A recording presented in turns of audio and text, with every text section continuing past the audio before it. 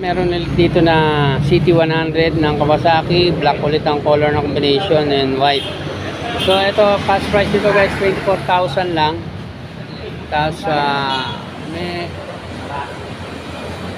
dalawa pa yung side mirror magkaiba, isang stock, isang aftermarket. Tapos headlight cover, goods na goods pa. Tapos ayan, yung fender nya meron lang minimal na gas pero gulong niya goods pa naman. Drum brake, tapos gas tank, may mga sticker, at ang kanyang seat cover stock pa rin, yung grab bar and signal light niya left and right. List natin, eto meron ulit CT100 na blue, gray, black ang combination ng color. So price ito guys, 24,000 lang. So stock price na rin, halos bago pa rin to, no?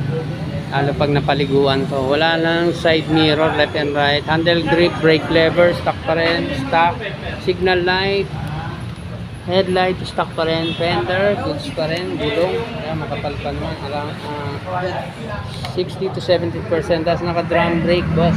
Ayan, naka-drum brake to. Tapos gas tank niya, goods pa rin. Seat cover, naka-stock pa rin. Tapos naka-grab bar. Ito meron tayo nakita rito, SkyDrive na pink ang color or magenta. So check natin yung price. Ayan o, bagsak presyo na naman, 17,000 lang guys.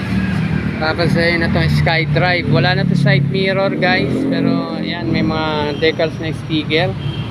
Tapos yung headlight nya, wala nang headlight, signal light na lang ang meron na stock. Tapos fender nya, may mga minimal na gas, at gulong nya 50 to 60% na lang. Tapos stock pa naman yung kanyang seat cover. Ito pa na yung original price nya, 18,000, ngayon 17,000 na lang. Tapos grab bar nya, ito wala pang plaka guys.